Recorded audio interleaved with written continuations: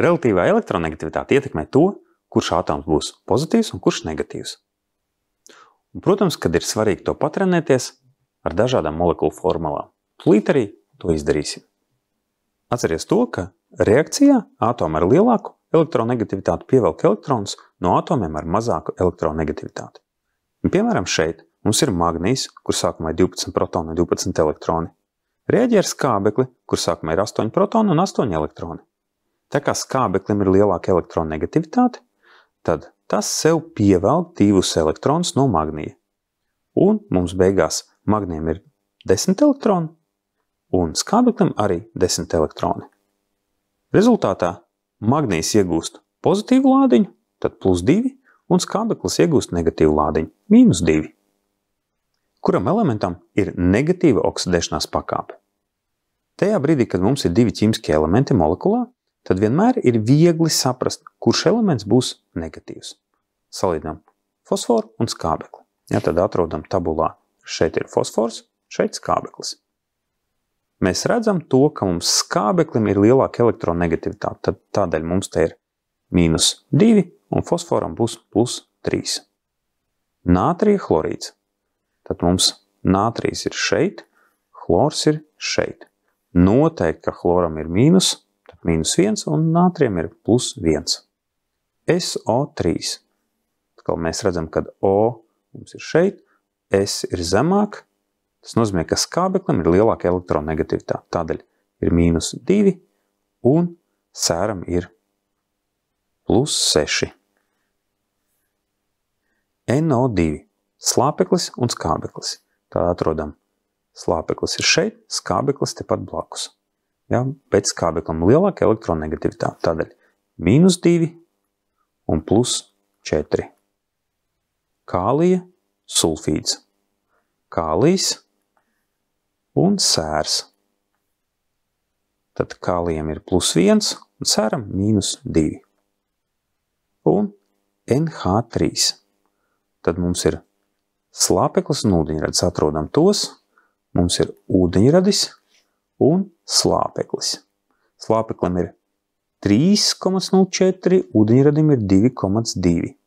Tas nozīmē to, ka šajā gadījumā slāpeklim būs mīnus un ūdeņradim būs plus. Tad ūdeņradim +1 un slāpeklim -3. Parasti molekulu formulas raksta tā, ka elements ar pozitīvu oksidēšanās pakāpi ir priekšā un elements ar negatīvu ir aizmugurē. Bet, kā šeit ir redzams, ir dažkārt arī izņēmumi. Kāda ir oksidēšanās pakāpe katram ķīmiskajam elementam molekulā? Mums ir 6 piemēri, tūlīt pat iziesim tiem cauri. Tad bārija chlorīds. Bārijs mums ir šeit, rekur, +2 un chlors šeit. Un kā jau mēs zinām, kad elektronegativitāte noteikti chloram būs lielāka nekā bāriem, tādēļ mēs noteikti zinām, ka chloram būs mīnus. Ja, un vienīgā iespēja ir -1. SnO2. Tā mums ir alva un skābeklis. Skābeklim ir -2, alvai ir iespējams +2 un +4. Tad un šeit mēs atkal redzam, ka skābeklim ir lielāka elektronegativitāte. Tādēļ skābeklim ir -2. Alvai savukārt ir jautājums +2 vai +4. Šeit jāņem palīgā tas, ka molekulā vienmēr kopējais lādiņš ir 0. Un noteikti tad mums sanāk +4, jo 2 reizes -2 ir -4, un tad Sn jābūt +4. P2O5. Tad mums šeit ir fosfors un šeit skābeklis. Skābeklim noteikti ir lielāka elektronegativitāte, un mēs redzam -2. Tādēļ te -2. Un pie fosfora mums var būt +3 un var būt +5. Jārēķina, kas tad sanāk. Šeit mēs redzam kopējais lādiņš. Mums ir tad 5 reizes -2 ir -10. Šajā gadījumā jābūt 2 reizes kaut kas, lai būtu +10. Tas nozīmē, ka lādiņš ir +5. Jo kopējam lādiņam molekulā ir jābūt 0. Kalcija bromīds. Kalcijs mums šeit, +2, un broms mums ir šeit. Un, protams, mēs redzam, kad ir -1. Litijs 3N. Tad litijs mums noteikti būs +1. Un slāpeklis mums atrodas šeit tālāk, un noteikti ir lielāka elektronegativitāte, tādēļ būs -3. Un NH3, tad šeit skatāmies, mums ir H, mums ir N, un te ir interesanta situācija, ka gan H var būt ar mīnusiņu, gan N var būt ar mīnusiņu, bet tā kā N atrodas tuvāk pie fluora, tad noteikti elektronegativitāte ir lielāka slāpeklim.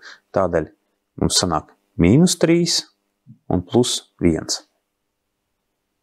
Kādi ir indeksi pie katra ķīmiskā elementa savienojumā? Tad skatāmies, kādas mums ir oksidēšanās pakāpes bāriem +2. Skābeklim mēs zinām vienmēr -2. Un tad šeit, ja mēs redzam, ka vienāds ir oksidēšanās pakāpes, tad īsti indeksi nav vajadzīgi.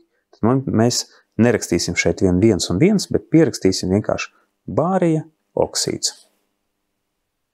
Stroncijs un chlors. Stroncijam oksidēšanās pakāpe ir +2.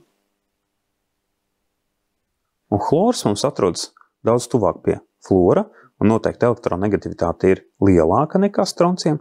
Šeit ir -1. Tagad mums vajag salikt indeksus tādā veidā, lai kopā mums lādiņš būtu 0.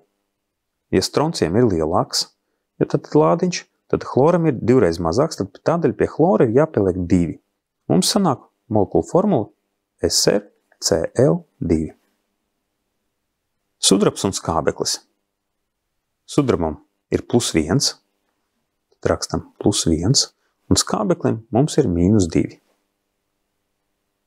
Ja mēs redzam oksīdu, tad, kur ir kāds elements un skābeklis kopā, tad skābeklim vienmēr būs mīnus, jo relatīva elektronegativitāte skābeklim ir otra lielākā no visas tabulas. Tādēļ droši tur būs mīnus. Un tagad skatāmies lādiņus. Mums vajag iegūt kopā lādiņu 0, tādēļ mums vajag pielikt divnieku šeit, jo tad ir 2 sudraba atomi ar lādiņu +1 un skābeklis ar -2. Tad molekula mums sanāk Ag2O. Cinks un broms. Cinks mums atrodas šeit, +2, un broms mums atrodas šeit. Un loģiski, ja bromam ir lielāka elektronegativitāte, tādēļ tam būs mīnus, un konkrēti ir -1, un atkal mēs redzam +2 -1, tad šeit jābūt divniekam. Tad cinka bromīds rakstās šādi. ZnBr2. Alumīnijs kopā ar sēru. Alumīnijs ir šeit, un sērs šeit. Mēs redzam, sēram ir lielāka elektronegativitāte, un alumīnijam ir iespējams tikai +3. Tad tā arī būs +3. Šajā vietā mīnus mums ir iespējams tikai vienīgais, tas ir -2. Ja šeit mums ir +3 un šeit -2, tad ir vēl viens interesants veids, kā iegūt kopējo lādiņu 0. Tas ir krusteniski. Mēs pārliekam, šeit mums būs apakšā trīnieks, te būs apakšā divnieks. Un tagad mēs redzam -2 reiz 3. Tad šeit lādiņš mums kopā būs -6, un šeit ir +3 un 2, tad mums kopējais lādiņš būs +6. Tad, ja tagad visu kopā mēs saliekam, tad visai molekulai lādiņš ir 0. Un molekulu formulu pierakstam šādi. Alumīnijs, S2 un 3. Nātrijs un slāpeklis. Nātrijs mums ir +1, slāpeklis -3. Tādēļ +1, -3, un šeit pavisam vienkārši jāpieliek trīnieks pie nātrija, lai būtu 3 plusiņi, un šeit ir 1 -3. Tad molekulu formula ir nātrijs 3N. Tagad tu zini, ja molekula sastāv no 2 ķīmiskiem elementiem, tad kā noteikt, kuram ir plus un mīnus, vēl pie tam pielikt arī klāt reāli, kāda ir oksidēšanās pakāpe.